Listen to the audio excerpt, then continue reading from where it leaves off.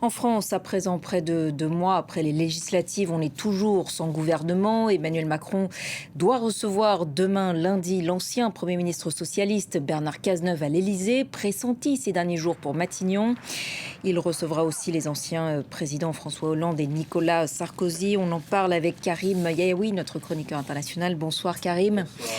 Parmi les noms évoqués donc pour ce poste, celui de Bernard Cazeneuve qui revient avec insistance, serait stratégiquement une bonne idée pour Emmanuel Macron. Clairement pour Emmanuel Macron, il n'y a pas énormément de possibilités et c'est vrai que le nom de Bernard Cazeneuve a été évoqué. On a aussi parlé à un certain moment d'autres possibilités, notamment Xavier Bertrand, puisque Emmanuel Macron a aussi pensé à cette possibilité d'avoir un Premier ministre de droite. D'ailleurs, Nicolas Sarkozy, qui sera reçu par le président français, a expliqué que le barycentre de la politique française était à droite et qu'il fallait un homme politique de droite pour prendre le poste de Premier ministre. Mais on a aussi vu le patron des députés de droite, Laurent Wauquiez, expliquer que sa rencontre avec Emmanuel Macron lors de ces consultations que certains ont jugées interminables avait été plutôt décevante.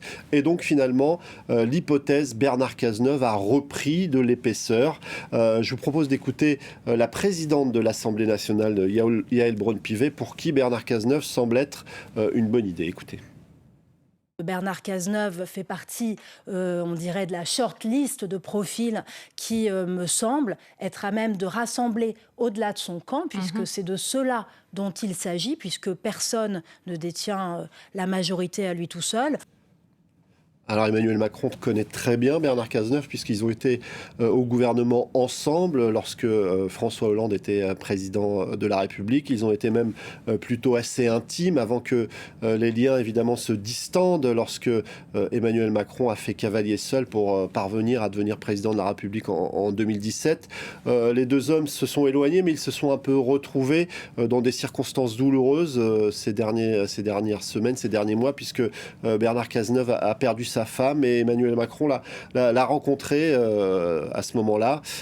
Et donc aujourd'hui, cette possibilité, c'est peut-être aussi la seule qu'il reste à Emmanuel Macron, puisqu'il a beaucoup consulté ces derniers temps à droite. Il a très rapidement évacué l'hypothèse Lucie Castet aux grandes dames du nouveau Front populaire.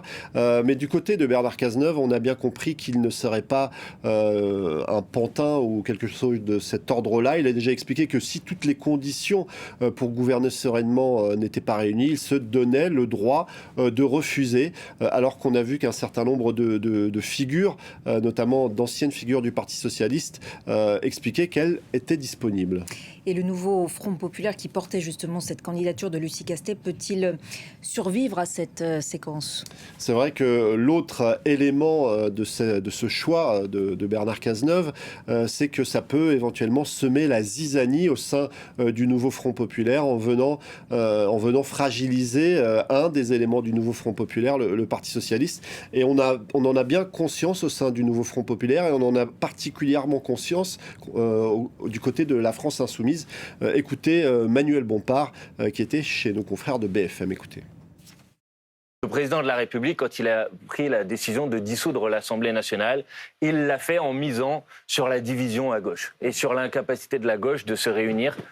Et ce pronostic a été erroné puisque nous avons constitué le nouveau Front populaire. Et il est certain que la seule obsession aujourd'hui du président de la République, c'est pas l'avenir du pays, c'est pas de savoir quelle politique va être mise en place pour régler les problèmes des Français, c'est d'essayer de fracturer le nouveau Front populaire pour pouvoir conserver le pouvoir alors qu'il a perdu les élections. Fracturer le nouveau Front populaire, c'est sans doute un des objectifs d'Emmanuel Macron en choisissant, s'il choisit Bernard Cazeneuve.